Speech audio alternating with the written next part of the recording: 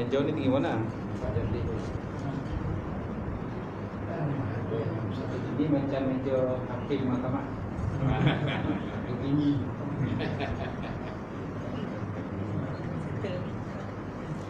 Kita dulu belajar. Ha?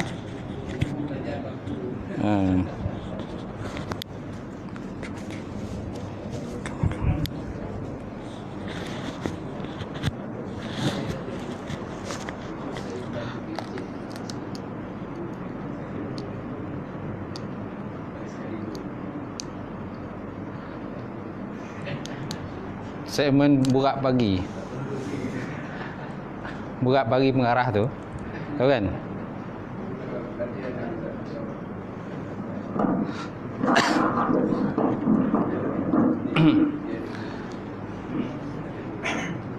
Kita ke kuliah, majlis kuliah malam ni dengan sama-sama membaca kitab Al-Fatihah.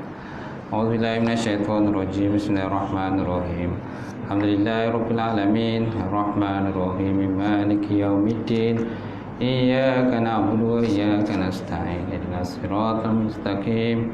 Siratal ladzina an'amta 'alaihim ghairil maghdubi 'alaihim waladdallin. Amin. Assalamualaikum warahmatullahi wabarakatuh. Alhamdulillah nahmaduhu wa nasta'in wa nastahdi wa na'udzubillahi min syururi anfusina wa min sayyiati a'malina. May yahdihillahu fala mudhillalah wa may yudlilhu fala hadiyalah. Asyhadu an la ilaha illallah wahdahu la syarikalah wa asyhadu anna Muhammadan abduhu wa rasuluh. Allahumma salli wa sallim ala Sayyidina wa Nabina wa Habibina wa Maulana Muhammad Imamil Muttaqin wa qadada'am jahidin wa ala alihi wa sahbihi ajma'in. Amma ba'd. Fa inna asdaqal hadis kitabullah wa khairan hadi Muhammad sallallahu alaihi wasallam wa syarrul umuri muhdatsatuha wa kullu muhdatsatin bid'ah wa kullu bid'atin dhalalah wa kullu dhalalatin finnar. Qala Allah Subhanahu wa ta'ala fi kitabil azim wa a'udzu billahi minasyaitonir rajim. Ya ayyuhallazina amanu taqullaha wa tanzur nafsun ma qaddamat lighad wattaqullaha innallaha khabirum bima ta'malun. Sadaqallahul azim. Maksudnya, wahai orang-orang yang beriman, bertakwalah kamu kepada Allah Subhanahu wa taala dan perhatikanlah apa-apa yang kamu persiapkan untuk hari esok, iaitu hari akhirat. Dan bertakwalah kamu kepada Allah Subhanahu wa taala, sesungguhnya Allah taala itu Maha meliputi akan segala ilmu Dia. Alhamdulillah. Wa qala Nabi sallallahu alaihi wasallam, man salaka tariqan yaltamis bihi ilma sahalallahu bihi tariqan ila jannah. Maksudnya, barang siapa yang berjalan menuju kepada tempat menuntut ilmu, maka Allah Taala memudahkan baginya satu jalan menuju ke syurga Allah Subhanahu wa taala. Alhamdulillah. Yang dihormati Tuan Imam kita, seluruhnya Tuan Bilal, tak lupa juga pengurusi surau, setiausaha surau dan bendahari, seluruh jawatan kuasa, muslimin yang dirahmati Allah. Alhamdulillah, kita panjatkan puji kita syukur Allah Ta'ala. Allah Ta'ala mengasihi diri kita lagi, bukan dapatlah kita hadir sama-sama di rumah Allah Subhanahu wa taala ini. Mudah-mudahan Allah Ta'ala senantiasa memberi taufik hidayah kepada kita untuk kita melakukan perkara-perkara kebaikan dan juga perkara-perkara ketaatan, insya-Allah. Tuan, sampai mana tu? Muka surat apa? 56 dah habis dah baca belum? Boleh baca lagi? Okay, insya-Allah kita lihat muka surat 56, hadis yang ke 29 dalam bab dalam kitab hadis Riyadhus Shalihin juzuk yang kedua ni, dan masih lagi dalam pembahasan bab menyuruh membuat kebaikan dan melarang daripada melakukan kemungkaran. Baik. Kita lihat hadis yang terakhir dalam bab ini. Hadis terima daripada Abi Bakrin As-Siddiq radhiyallahu ta'ala anhu. Qala ya ayuhan nas innakum taqra'una hazil ayah. Ya ayyuhallazina amanu alaikum anfusakum la yadurukum man dhalla idza ihtaraitum ila akhir hayah. Wa inni sami'tu Rasulullah sallallahu alaihi wasallam yaqul innan nas idza ra'ul zalim falam ya'khuzu ala yadayhi aw syaqa ayu ammahumullah aw syaqa ayu ummahumullah biiqabin minhu. Rawahu Abu Dawud dan Tirmizi wa Nasa'i bi asanid as-sahihah. Baik. Hadis yang ke-29. Hadis 29, hadis 5 daripada Abu Bakar As-Siddiq radhiyallahu taala anhu. Qala berkatalah Abu Bakar. Qala berkatalah siapa ni Abu Bakar?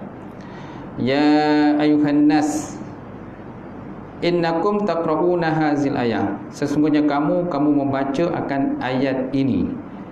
Kamu membaca akan ayat ini. Ayat mana tuan-tuan? Ayat Suratul Maidah ayat 105.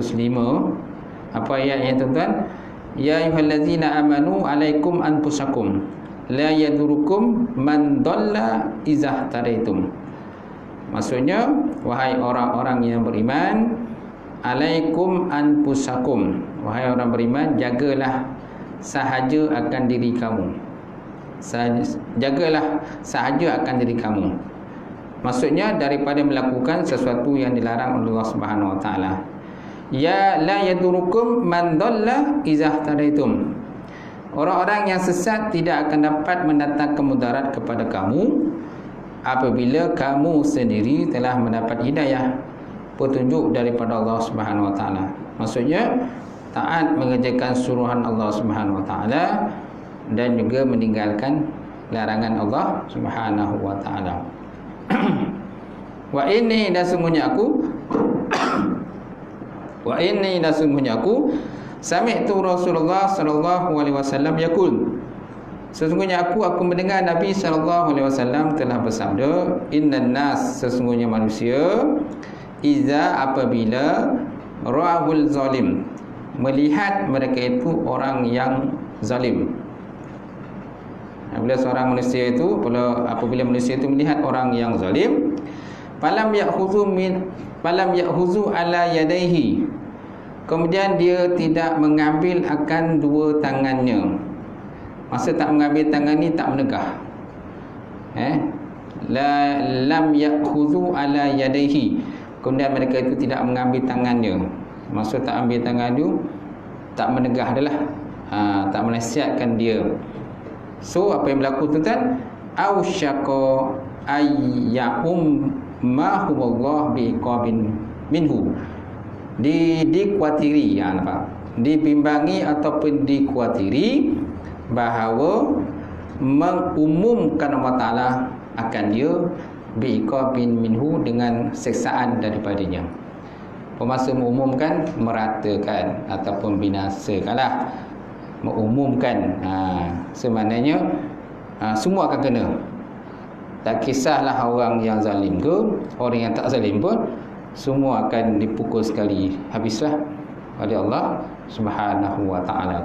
Faham kan hadis ni? Faham kan? Jadi hadis ni sebenarnya daripada Abu Bakar Siddiq. Dan ni mana Abu Bakar ni dia menukilkan kata-kata Rasulullah sallallahu alaihi wasallam. Dia lebih kepada, maknanya ini merupakan asar sahabat lah. Asar makna sahabat yang berkata, tapi sahabat tu memetik kata-kata Rasulullah sallallahu alaihi wasallam. Kan dia naikkan tadi Abu Bakar yang cakap. So Abu Bakar yang cakap. Kalau Abu Bakar yang cakap ni dia lebih kepada dalam kumpulan hadis mauquf. Macam tu. Kerana hadis dia ada terbagi pada tiga. Pertama hadis marfu', Hadis marfu' ni memang daripada Nabi SAW sendiri yang cakap lah. Kalau hadis mauquf ni sahabat yang cakap. Sahabat dicakap kemudian disandarkan kepada Rasulullah sallallahu alaihi wasallam ataupun dikuatkan dengan hadis-hadis Nabi sallallahu alaihi wasallam. Kemudian yang ketiga, hadis mursal. Hadis mursal ni ialah tabi'in yang berkata. Tabi'in, bukan sahabat kata, bukan Nabi kata, tapi tabi'in yang kata. Tapi kata-kata tabi'in itu dikuatkan lagi, disandarkan lagi kepada hadis Rasulullah sallallahu alaihi wasallam. Maka itulah dikatakan sebagai hadis mursal. Sebenarnya kena ada hadis lain yang menguatkan dia. Tapi kalau semata-mata kata sahabat ataupun kata tabi'in sahaja tak cukup. Tak kuat hadis itu. Mesti disandarkan kepada kata-kata Rasulullah sallallahu alaihi wasallam. Masya-Allah. Faham kan? Jadi kata Abu Bakar, dia kata, wahai manusia, sesungguhnya kamu membaca akan ayat ini. Mana kita selalu baca. Ada juga kalau kita ni jarang baca Quran, sesekali baca.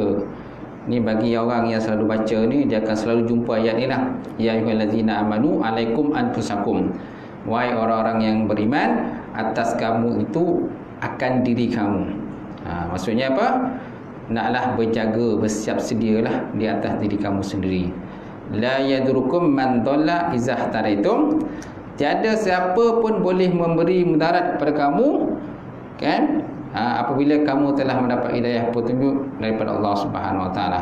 So mana orang-orang yang sesat, ataupun orang-orang yang tak betul dia punya pahaman dia, akidah dan sebagainya, akhlak dia yang buruk dan sebagainya.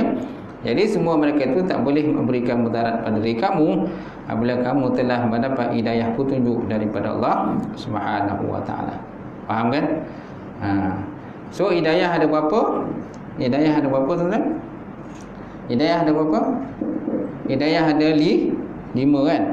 Hidayah ada 5. Kalau sebut dalam kitab tafsir seperti Imam Qurtubi, dia kata hidayah terbagi pada 5. Yang pertama, hidayah ilhamul fikri. Ilham. Mana hidayah ilham. Allah Ta'ala bagi ilham kepada seseorang tadi. Contoh yang paling mudah ialah seperti kanak-kanak ataupun budak yang kecil. Di mana budak yang kecil apabila dia sakit perut ataupun dia lapar ke, dia haus ke, maka cara dan kaedah dia untuk menarik perhatian ibunya ialah dengan menangis. Dengan mana? Menangis. Bila menangis, maka ibu dia akan menumpukan perhatian pada dia. Kalau dia dah kenyang, maka ibu dia akan melepaskan dia. Melepaskan dia, biarlah dia tidur kepada sebagainya sebab dia dah kenyang. Nampak? Itu namanya hidayatul ilhamul fitri. Ataupun lebih mudah, setiap manusia ni kan dia perlukan pada makanan dan juga perlukan kepada minuman.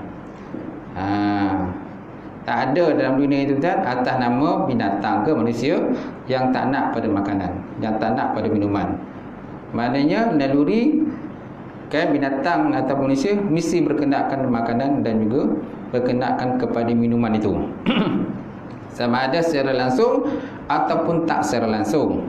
Sama ada kita diajar oleh mak ayah kita daripada kecil ataupun kita belajar daripada kawan kita cara makan, cara minum dan sebagainya. Ataupun kita Allah Ta'ala ilhamkan pada kita untuk kalau kita lapar, kita kena makan dan kena cari minuman untuk menguatkan tubuh badan kita. Faham kan? Okey, itu pertama. Yang kedua, ilhamul hawas. Ilhamul hawas maknanya hidayah hawas, iaitulah hidayah dalam bentuk panca indera. Panca indera.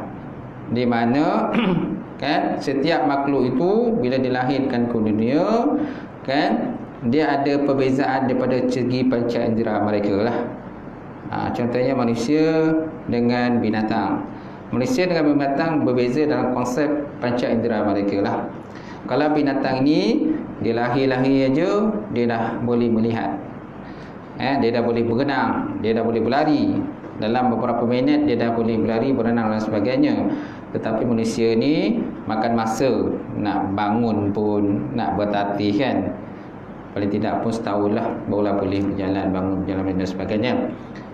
Itu juga kalau manusia lahir kan, lahir saja dia belum boleh melihat lagi. Walaupun telinga dia boleh mendengar. Itu sebabnya kita disunatkan azan. dan iqamat bagi pada telinga budak ataupun bayi kan, semana-mana mereka boleh mendengar. Cuma mata mereka tak boleh melihat lagi. Nampak macam boleh melihat, tapi cuba kalau tuan-tuan agahkan bayi tu, agah-agah lah, ada tak dia punya respon? Tak ada respon, sebab dia tak boleh melihat lagi. So manusia, tempoh untuk mereka itu berkembang agak lambat berbanding dengan binatang. Tempoh dia cepat. Keluar je dah boleh berenang. Contohlah ikan kan, ikan paus, bila mak dia keluarkan daripada perut dia, maka dia terus boleh berenang. Nampak? Macam kita tak dapat nak berenang dah. Boleh dapat kan, makan masa tu dah. Okey, itu yang kedua. Yang ketiga, hidayah hidayah al-aqli, hidayah akal. Okey, semana kita apalagi kita ni manusia ni, memang kita memerlukan kepada hidayah akal. Dengan akal lah kita boleh membezakan ini makanan dan ini bukan makanan. Ini benda yang keras, ini benda yang lembut. Ini boleh makan, ini tak boleh makan. Ini tarik ke, kan? Ini kuih ke dan sebagainya. So hidayah akal pentinglah. Dalam Quran pun banyak sekali disebut perkataan akal. Apalah taqilun, tidakkah kamu berakal? Ya ulil albab, wahai orang-orang yang diberikan akal yang sempurna pada Allah Subhanahu Wa Taala. Cuma tuan-tuan, hidayah akal tak cukup, mesti ada hidayah agama, hidayatul pula. Hidayah yang keempat itulah hidayatul hidayah agama. Kerana akal ni selalu tersilap dan juga terlalu tersalah di dalam mentafsirkan sesuatu perkara. Contoh yang paling mudah, apabila kita pergi ke padang pasir, daripada jauh kita nampak seperti ada air. Kita pun pergi situ, rupa-rupanya tidak ada air. So maknanya akal selalu tersilap dan tersalah. Tapi bukan selalulah. Akal yang sempurna dia tidak akan tersilap dan tersalah. Tapi akal yang tidak sempurna, itulah yang berlaku salah pentafsiran terhadap suatu perkara lagi. Di samping itu pula ada dorongan syaitan, ada dorongan nafsu dan sebagainya. Itu yang kadang-kadang selalu manusia tersilap langkah terhadap suatu perkara yang dia lakukan. Cuma dalam konteks Islam ni, tersilap langkah, kembalilah ke pangkal jalan. Itulah yang dipesan oleh Allah Ta'ala dan juga Rasulullah SAW. Taubatun nasuha, kata, taubatlah bila kamu dah silap langkah, silap jalan, tersesat dan sebagainya.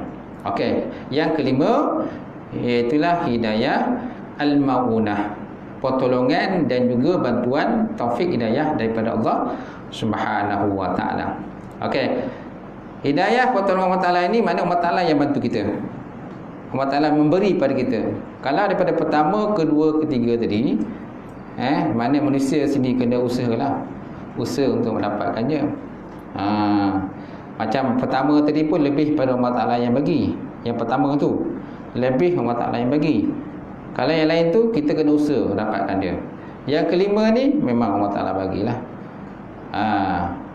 Sebabnya kalau kita mengaji bab, kita mengaji bab tasawuf ataupun bab akhlak kan, ada sesuatu benda yang kita kena usaha. Dan ada satu benda Allah Ta'ala bagi pada kita. Dia bagi cantik ilmu laduni kan, Allah Ta'ala bagi pada kita. Dan ilmu laduni pun Allah Ta'ala tengoklah siapa yang layak untuk dibagi, siapa yang tak layak untuk dibagi. Masya Allah. Faham kan tuan-tuan? Baik. Jadi ini sami'tu Rasulullah SAW yaqul. Ini semuanya kata Bakar, aku dengar Nabi SAW berkata, innan nas izarahul zalim, sesungguhnya manusia apabila mereka itu melihat orang yang zalim, lam ya'khuzu ala yadaihi, kemudian dia tidak mengambil tangan dia. So maksud tak menegah dia, tak bagi nasihat pada dia, tak bagi tunjuk ajar. Aw syaqa ayyummahum, diragui ataupun dibimbangi, dikhawatiri bahawa diumumkan akan mereka itu oleh Allah Ta'ala dengan azab. Diumumkan, mana pun diumumkan, diratakanlah. So maknanya kita pun akan dikena juga. Bukan orang zalim yang kena, kita pun dipulun sekali lah oleh Allah Subhanahu Wa Ta'ala. Faham kan? Cuma kaedah menegur itulah yang kadang-kadang masing-masing kena faham lah kan, cara menegur tu. Ada orang yang boleh tegur, ada orang tak boleh tegur. Tegur sikit kan lah, marah dia, mengamuk dia kan. Kau pandai pula nak ajar kau belajar mana kan. Gitu. Faham kan? Baik, kita lihat terjemah, ada pengajaran hadis. Terjemahan tu tolong dibaca sendiri situ. Terjemahan saya dah baca, dah terjemahkan tu. Tak baca terjemah pun tak apa dah. So apakah pengajaran hadis ni? Pertama, mencegah kezaliman dan kemungkaran adalah suatu kewajipan kepada setiap umat Islam. Mencegah kezaliman dan kemungkaran adalah suatu benda yang wajib ke atas setiap umat Islam. So mana tak dinafikan lah. Semua kena ambil peranan lah, ambil peranan. Cuma ialah ada kadang orang kata benda-benda dosa dan maksiat ni jenis yang kata orang yang buat tu secara berkumpulan. Ada kezaliman yang dibuat oleh individu, ada kezaliman dibuat secara grouping kan, berkumpulan. Okey, yang berkumpulan itulah mana yang ada hak untuk, yang ada kuasa, orang tu kena cegah lah. So contoh pemerintah lah kena cegah. Tak? Kalau dalam kata yang buat tu orang individu saja, orang perseorang saja, so mana kita pun bolehlah pergi tegur dia, bagi nasihat dan sebagainya. Tengoklah kita punya siapa orang, jumlah orang yang kita nak tegur tu. Kalau kita boleh pergi seorang, pergilah. Kalau dia jumlah yang ramai, macam mana kita nak pergi? So biarlah pihak yang berkuasa, yang ada autoriti, biarlah mereka yang mencegah. Baik, kemudian yang kedua, Allah Subhanahu Wa Taala akan menurunkan bala secara menyeluruh sekiranya kezaliman itu tidak ditegah. Nampak? Allah Ta'ala menurunkan balak secara menyeluruh. Habis besok Ustaz macam mana? Di akhirat besok? Akhirat besok macam mana? Bila hari kebangkitan tadi? Habis kat dunia ni sama ada orang taat ke tak taat pun semua kena macam mana? Nabi SAW berpesan, dia kata akhirat besok, hari kebangkitan besok, masing-masing dibangkit berdasarkan kepada amalan-amalan masing-masing ketika mereka hidup dalam dunia. Kalau banyak buat ketaatan, insya-Allah lah dia akan selamat. Kalau tak banyak buat ketaatan, tak selamat lah. Tapi dalam konteks keadaan bila sesuatu balak turun, musibah turun, dia akan mengenai semua orang, sama ada orang baik ke tak baik ke, taat ke tak taat ke, semua akan terkena sekali. Itu kena faham lah. Macam tu. Baik, yang ketiga, setengah manusia hanyalah anggap dan menyalah tafsir setengah ayat Quran, seperti ayat 105 dalam surah Maidah ini. Mereka menganggap tidak menjadi kewajipan menyuruh perkara ma'ruf dan melarang daripada munkar. Selama mereka mendapat hidayah, mereka akan selamat. Walaupun manusia di sekelilingnya bergelumang dengan maksiat. Sekalipun walaupun manusia sekelilingnya bergelumang dengan maksiat. Ada yang menganggap itu. Tak payahlah buat apa-apa tindakan, tak payahlah buat apa-apa aduan. Kalau kita buat aduan, kita pun kena tangkap. Kan ada je. Kan ada yang macam tu kan. Bila kita buat aduan, pencuri, kita kata ada orang mencuri, kita pun tangkap pencuri. Orang mencuri, kita tangkap pencuri. Lalas dia kena dakwa siapa? Orang yang menangkap. Yang kena yang mencuri lepas lagi. Itu yang kita tak nak, tu tak? Sepatutnya yang mencuri itulah yang kena dakwa, yang kena tangkap, kena penjara dan sebagainya. Ini terbalik pula tuan-tuan. Orang yang mencuri, orang yang menangkap pencuri yang kena. Kalau macam tu tuan, kena betulkan lah. Kan apa sebenarnya yang tak kena kat situ.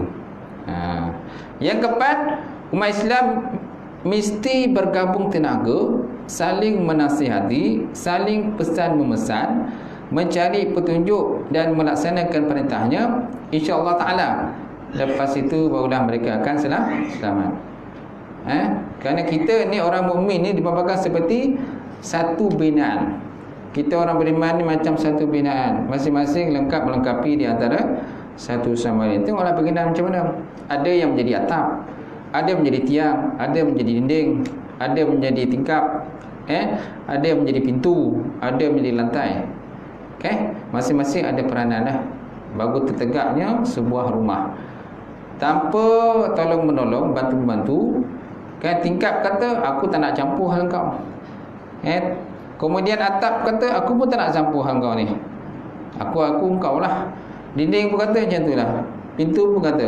So maka adakah tertegaknya sebuah bangunan? Sudah tentu tidak tertegaknya sebuah bangunan. Macam tu. Ketika hadis Nabi SAW menyatakan bahawa manusia ini, orang kata, diperumpamakan seperti binaan, yang mana kalau satu anggota itu sakit, maka sakitlah satu anggota yang lain. Satu anggota sakit, maka yang lain pun sakit. Tangan sakit, maka yang lain pun sakit, tak dapat tidur.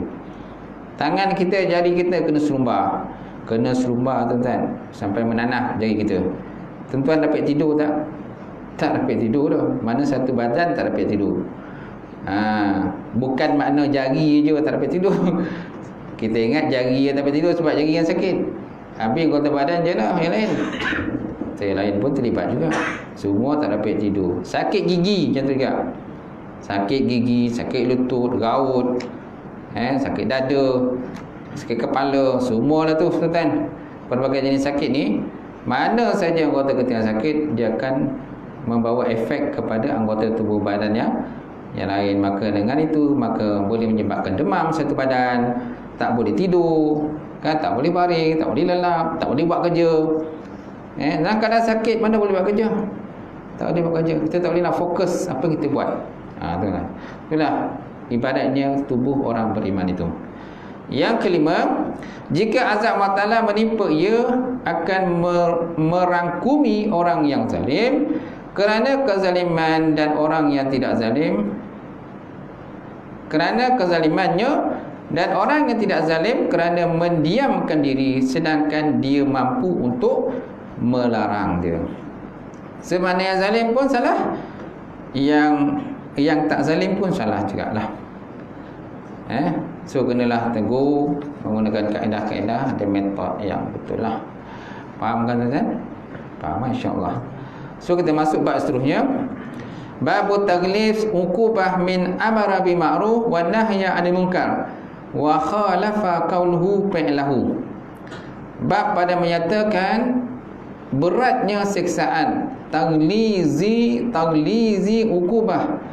Bab pada menyatakan beratnya balasan atau siksaan man amara bi ma'ruf, barang siapa yang menyuruh perkara ma'ruf, au nahya 'anil munkar, ataupun mencegah kemungkaran, wa khalafa qaluhu, dan menyalahi perkataannya, fi'lu, oleh perbuatannya. Menyalahi perkataan dan juga perbuatannya. Siang malam pagi petang mengajak orang ma'ruf, kan, dia mengajak orang jangan buat benda tak elok, cegah orang lah. So tapi masa yang sama dia pun punya buat juga. Tadi kau cakap akan main lagi kan, berabuk kau punya cakap tu, terconggang semua kau cakap tu. Dia tengok engkau yang buat. Kau cegah orang minum warak, tengok kau minum warak. Kau cegah orang berzina, tengok engkau pula berzina. Kau cegah orang daripada mengumpat, rupanya engkau pun mengumpat. Ni bab ni lah. Tengok sini. Faham kan? So kata musannaf, setiap orang adalah digalakkan dan dikenaki melakukan kebajikan sepanjang hidupnya. Seorang yang sentiasa menyeru kepada kebajikan dan sedar pula apa yang diucapkannya itu, tetapi dia sendiri tidak mengerjakannya, Allah Ta'ala akan memberikan siksaan yang lebih berat kepadanya. Masya Allah. Allah Ta'ala akan menyeksa dia dengan siksaan lebih berat. Perkara ini banyak diterangkan dalam Quran dan juga hadis Rasulullah sallallahu alaihi wasallam. Itu sebab itu, tuan, kalau Imam Qurtubi sebut dalam kitab, dalam tafsir dia kata, sebelum seseorang itu buat perkara ma'ruf dan juga cegah munkar, dia kena tengok dulu 3 ayat. Dia tengok dulu 3 ayat. Mana ayat tu? Ni ayat dia. Ayat 44 surah Al-Baqarah, surah As-Saff ayat 3, ayat 2 hingga 3, dan surah Hud ayat 88. Mana ayat tu, tuan? Atamuruna an-nasa bil birri wa tansawna anfusakum wa antum tatluna al-kitab afala taqilun. Adakah kamu menyuruh orang lain buat perkara kebajikan, wa tansawna anfusakum, padahal kamu lupakan diri kamu, wa antum tatluna al-kitab, padahal kamu membaca akan al-kitab, afala taqilun, maka adakah kamu tidak berakal? Maka adakah kamu tidak berakal? Ayat ini nak nyatakan pada kita,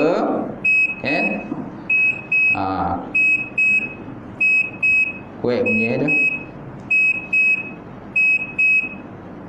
Okey. So ayat ini nak nyatakan pada kita, jangan kita duk sibuk-sibuk mengajak orang baik, tapi kita lupakan diri kita. Kita terjerumus dalam dosa dan juga maksiat. Watan sauna anfusakum, kamu lupakan diri kamu sendiri.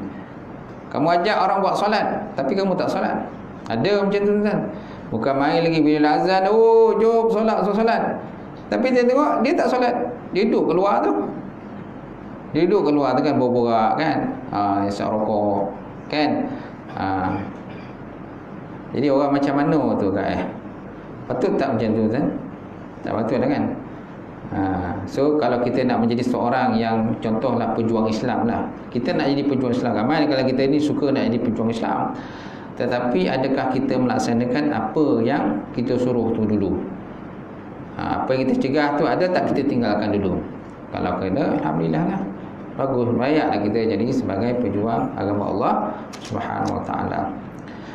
Seterusnya firman Allah Taala lazi, ya ayyuhallazina amanu la lima taquluna ma la taf'alun kabura maqtan indallah an taqulu ma la taf'alun. Surah Shaf ayat 2 hingga 3. Ya ayyuhallazina amanu, wahai orang-orang yang beriman, lima taqulu, kenapa kamu berkata ma la taf'alun, satu benda yang kamu tak kerjakan. Kenapa kamu cakap benda yang kamu tak buat? Kabura maqtan, kabura maqtan, amat besar keburukannya, kebenciannya, indallah, di sisi Allah Subhanahu wa taala, antaqulu ma la taf'alun, bahawa kamu berkata satu benda yang kamu tak buat. So maknanya satu benda yang kita tak buat, dengan kita jangan cakap kita buat. Kita cakap, kalau tak buat, cakaplah tak buat. Macam tu. Kalau tak buat, cakap tak buat. Kalau buat, cakaplah cakap buat. Kerana dalam konteks berdusta ni, memanglah hukum asal berdusta ni hukumnya haram. Haram berdusta.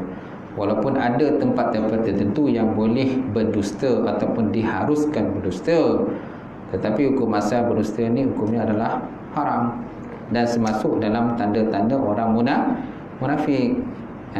Nabi SAW bersabda, ayatul munafik salasah, tanda orang munafik itu ada 3. Pertama, iza haddasa kazzaba, apabila dia berkata-kata, bercakap-cakap, dia berbohong. Iza wa'ada akhlafa, bila dia berjanji, dia mengkhianati, menyalahi janji.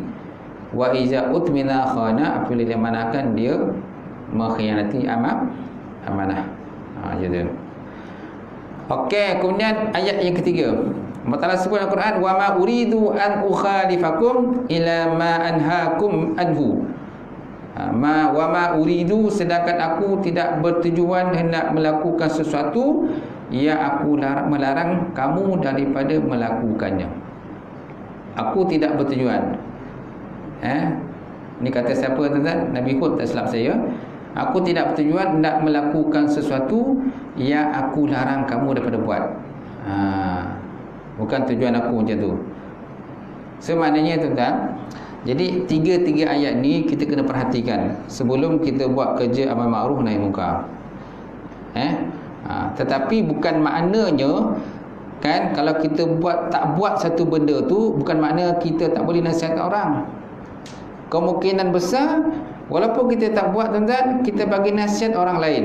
So orang lain buat benda tu, sebenarnya pun kita dapat pahala juga. Sesuai dengan hadis Nabi sallallahu alaihi wasallam, ad-dallu 'alal khairi ka fa'ilihi, wad-dallu 'ala syarri ka fa'ilihi. Orang yang menunjukkan di atas sesuatu kebaikan sama seperti orang yang melakukannya, dan orang yang menunjuk di atas sesuatu kejahatan maka sama seperti orang yang melakukannya. So maksudnya puan, kan, setiapnya suatu benda tu kadang-kadang kita mampu nak buat semua. Kalau kita tak mampu nak buat semua, kita bagi ke orang ilmu tu ke orang lain. Biar orang lain yang buat. Biar orang yang buat. Okey. Dengan orang lain buat tadi tuan-tuan, kalau benda tu baik, so kita pun dapat pahala jugalah. Dapat pahala sama. Tapi kalau benda tu tak elok, tak elok, kita suruh orang lain buat, kita pun dapat dosa. Walaupun kita tak buat. Faham kan? Pernah dengar macam tu kan? Walaupun kita tak buat pun, mencuri kita tak pernah buat pun. Tak pernah buat pun mencuri. Tapi kita suruh orang mencuri. Kau mencuri ni, curilah kan? Tu cara mudah selamat. Kau duit tak ada kan? Tak ada. Pergilah mencuri. Curilah ayam orang tu katanya. Apa curi kan? Kau jual lah ke siapa tu. Dapat juga duit. Kau cover kau punya hutang-hutang dan sebagainya kan? Mana dia ajar orang tu buat tak elok, dia tak buat. So maknanya dia menanggung dosa di atas apa yang disuruh orang lain buat itu. Faham kan? Itu juga benda yang baik. Contohnya mencatat. Apa yang ustaz cakap, apa ustaz cakap tu ustaz kau catatlah, kau tulis. Dia tak tulis. Dia dongai macam tu. Tapi boleh tanya tak dapat. Yang lainnya kawan itu kau tulislah apa saya cakap tu. Kau bawa pen kan? Dia tak bawa pen dah, tak ada bodoh dia bawa dah. Kau pen ada, kau teh pun ada. Kau tulislah. Kan bolehlah share dengan dia kata. So maknanya dia suruh orang tulis, dia tak tulis pun.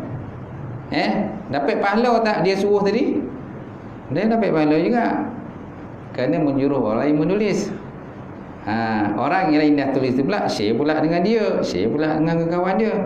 So maknanya mengalir pahala tu mengalir juga ke dia walaupun dia tak tulis. Faham kan tuan-tuan? Tu nampaknya, nampak pada kita tentang orang kata luasnya Islam itulah. So Islam tu jangan kita sempitkan. Banyak orang kita kadang dia sempit Islam, dia tak faham. Baik, seterusnya tuan-tuan, kita masuk hadis ke-30. An Abi Zaid Usamah bin Zaid bin Harisah radhiyallahu ta'ala anhuma qala sami'tu Rasulullah sallallahu alaihi wasallam yaqul yu'ta bi rajuli yaumil qiyamah fayulqa finnar patandaliku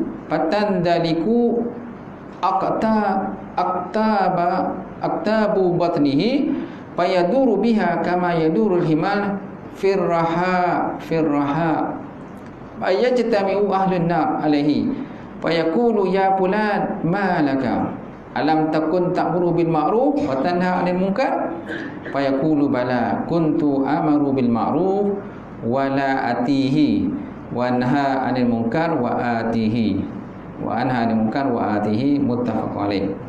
Okey. Hadis yang ke-30 ni hadis yang masuk dalam bab ini ialah hadis terima daripada Abu Zaid Usamah bin Zaid bin Harisah radhiyallahu ta'ala anhuma. Radhiyallahu ta'ala anhuma. Allah Ta'ala telah meridha akan keduanya, itulah anak dia dan juga bapa dia. Baik. Qala berkata ya, sami'tu Rasulullah sallallahu alaihi wasallam yaqul, aku mendengar Nabi sallallahu alaihi wasallam telah bersabda, yu'ta bi rajuli yaumil qiyamah. Didatangkan dengan seorang lelaki pada hari kiamat, fayulqa finnar, lalu kemudian dicampakkan dalam neraka. Yu'ta bi rajuli yaumil qiyamah fayulqa finnar. Didatangkan tentang seorang lelaki, kemudian tiba-tiba lelaki tadi dihumbankan ke dalam neraka. Patandaliku aqtabu batnihi. Maka apa yang berlaku tuan-tuan? Lalu terkeluarlah isi perutnya, masya-Allah. Lalu terkeluarlah isi perutnya tuan-tuan. Fayaduru biha kama yadur himal firaha. Kemudian bila dah keluar dia punya isi perut tu, kemudian dia pun berputar-putar, berpusing-pusing. Lelaki itu dalam neraka seolah-olah seperti keldai yang memusing akan kisaran. Seperti keldai yang memusing akan kisaran. Yaduru biha kama yadur himal firaha. Fayajtami'u ahlu nar alaihi. Maka penghuni neraka semua berkumpul. Oh, jom tengok ni apa benda ni. Nampak tak? Penghuni neraka pun sama macam penghuni dunia juga. Ada apa pelik pun mereka pun berhimpun juga. Macam kita kan, bila dengar benda pelik-pelik kan kita berhimpun. Okey. Contohnya lori besar datang. Lori contohnya 100 tayar lalu depan kita. Berkumpul tak tuan-tuan kita tengok? Berkumpul tak pernah tengok.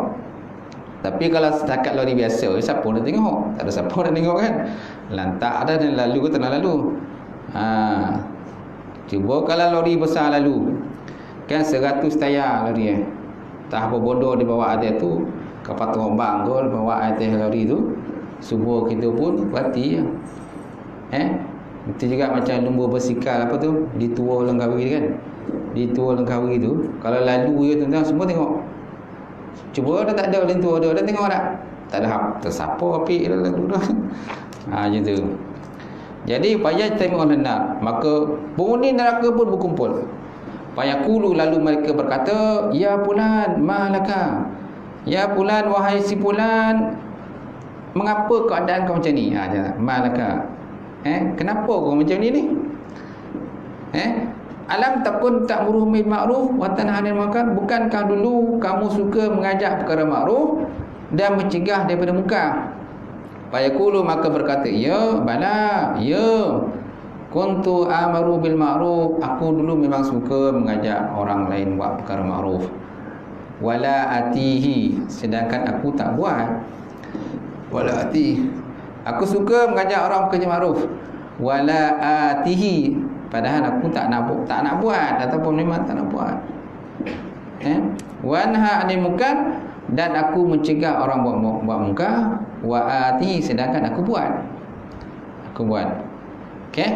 Jadi inilah tentang bentuk balasan orang yang dia punya cara kehidupan dia macam tu lah. Dia suka mengajak buat baik tapi dia lupakan. Mana dia sengaja tak nak buat. Lain kalau orang tu memang dia suka mengajak orang baik tapi dia tak ada kemampuan nak buat tu lain. Macam tadilah saya cakap tadi kan, orang yang mengajak benda baik kan, dia kan dapat pahala sekali kan. Bila orang yang diajak tu adalu ala khairi kafani, orang yang menunjuk kepada kebaikan, maka dia pun dapat pahala. Mana orang yang buat pahala, dia pun dapat pahala. Okey. So maknanya kan, orang yang macam dalam hadis ni memang dia tak ada keinginan nak buat baik. Dia suka ngajak orang baik tapi dia tak ada keinginan baik. Malah dia ambil alasan tak nak buat baik. Sedangkan dia selalu cakap buat baik. Dia juga mencegah munkar. Dia suka orang lain mencegah munkar tapi dia buat. Dia sengaja buat benda tu. Sengaja. Jadi itulah antara bentuk balasan. So maknanya hadis ni orang kata nak bagi satu peringatan lah pada kita. So mana Allah Ta'ala boleh buat macam tu kalau Allah Ta'ala naklah. Kalau Allah Ta'ala orang kata sebaliknya pula, tu lainlah, terserahlah pada Allah Subhanahu Wa Ta'ala kan. Tapi kalau Allah Ta'ala takdirkan begitu, nak buat macam mana kan. Macam tu. So masuk hadis ini daripada Abu Zaid Usamah bin Harisah, katanya aku dengar Rasulullah SAW bersabda, akan didatangkan seorang lelaki pada hari kiamat, kemudian dicampakkan dalam neraka, lalu terkeluar isi perutnya dan berpusing lelaki itu dalam neraka seolah-olah seperti keldai memusing akan kisaran. Seperti keldai memusingkan kisaran tepung kan. Tepung pusing dia. Lalu ahli neraka berkumpul kepadanya, semua berkumpul tuan-tuan, masya-Allah. Bertanya, wahai fulan, mengapakah engkau ini? Apa yang berlaku kat engkau ni? Tidakkah engkau dahulu menyuruh kepada kebajikan dan melarang pada kemungkaran? Jawabnya, ya bala, ya ataupun na'am, aku menyuruh kepada kebajikan, tetapi aku tidak pernah mengerjakan. Aku tak mengerjakan. Masa tak mengerjakan ni memang dia tak ada keinginan nak buat. Macam tu. Dia tak ada keinginan. Dia kalau buat pun sambil lewa je. Nampak? Lain kalau orang tu dia tak ada kemampuan nak buat. Lain. Dan melarang daripada kemungkaran, tetapi aku mengerjakannya. Sengaja dia buat benda yang diharamkan Allah Ta'ala. Itu barulah memang patutlah orang tu diazab gitu. Tapi kalau seandainya dia tak ada kemampuan nak cegah mungkar itu, dia tak ada kemampuan nak mengelak benda tu, dia terpaksa buat juga, itu lain. Dia dah berusaha dah sedaya upaya supaya jangan makan minum arak. Dia dah usaha sedaya upaya jangan minum arak, jangan isap dadah dan sebagainya, tapi terjerumus juga dalam benda tu. Kadang-kadang sebabkan oleh pengaruh kawan tu tak? Kawan. Banyak kadang-kadang kita dengar kan, keluar daripada pusat serenti tu, keluar alim. Alim, baik, bagus kan. Lepas itu bila dia campur dengan kawan itu, Dia dah hanyut balik. Dah hanyut, habis lah. Gitu. So kawan juga mainkan peranan. Sebabnya berhati-hati dalam kita berkawan. Baik, pengajaran hadis pertama, Allah Ta'ala sentiasa melihat perbuatan seorang sama ada yang baik ataupun yang jahat. Memanglah Allah Ta'ala bersifat Al-Basir. Basir maknanya maha melihat, meliputi ilmunya Allah Ta'ala. Apa yang kita buat, Allah Ta'ala perhati. Yang kedua, janganlah berpura-pura atau mempersendakan perkara-perkara kebajikan sedangkan Allah Ta'ala maha mengetahui. Jangan duk pura-pura lah. Atau apa lagi kalau nak mempersendakan lah benda-benda baik ni, sedang Allah tak tahulah. Yang ketiga, hadis ni menunjukkan sertanya besarnya dosa orang yang menyuruh kepada yang makruf sedangkan dia sendiri tidak melakukannya. Khususnya perkara wajib dan juga perkara fardu. Nampak? Khususnya perkara wajib dan juga perkara fardu, sengaja ditinggalkan. Atau melarang daripada kemungkaran sedangkan dia melakukannya. Ini kerana dia melakukannya dengan penuh sedar dan dengan pengetahuannya cukup, bukan kerana lupa atau jahil. Nampak? Mana dia sengajalah. Dia mengajak buat baik tapi sengaja dia tak nak buat baik itu. Dia suruh orang sembahyang tapi sengaja tak nak solat. Ataupun tadi mungkar kan. Dia larang orang mungkar tapi dia sengaja buat mungkar. Dia tak nak usaha pun untuk supaya jangan buat mungkar tu. Orang macam ni lah yang akan kena sesaan azab. Kemudian yang keempat, melakukan yang ma'ruf dan meninggalkan kemungkaran itu adalah antara sebab seorang itu terhindar daripada api neraka. Yang kelima, azab neraka yang diceritakan oleh Rasulullah sallallahu alaihi wasallam adalah antara perkara gaib yang wajib diimani. Memanglah kena termasuk dalam rukun iman. Antara rukun iman itu ialah perkara percaya kepada hari kiamat, hari kebangkitan. Habis, wallahu alam. Cukup dah? Cukup.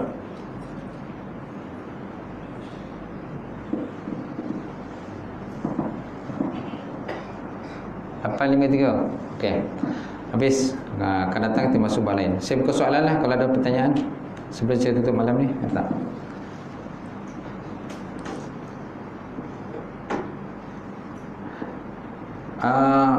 Minggu depan kita ada kan?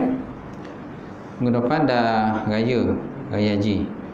Mana Ahad dah 11 bulan kita dah raya haji Korban. Kan? Ahad lah 11 bulan. Kan?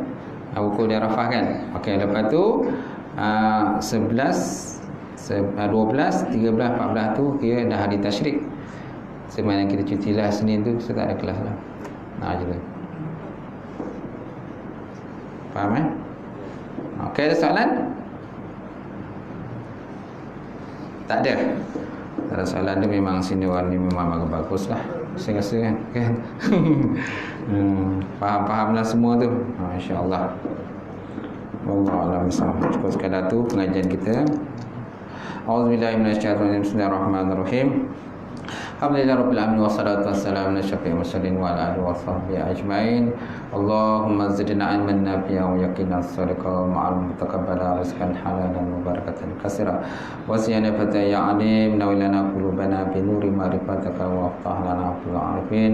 Allahumma yassir lana umurana matil qulubina wa abdan wassalamati wa afiyati fi dinina wa dunyana. Allahumma inna na'udzubika min ilmin la yarfa wa min nafsin la tashba wa min qalbin la yakhsha wa min du'ain la yustajaba laha bi rahmatika ya arhamar rahimin. Allahumma rabbi zidna ilma rabbi zidna ilma wa fahma. Rabbana atina fid dunya hasanah wa fil akhirati qina azabannar. Subhana rabbika rabbil izzati amma yasifun wa salamun alal mursalin alhamdulillahi rabbil alamin. Taqabbalallahu minkum.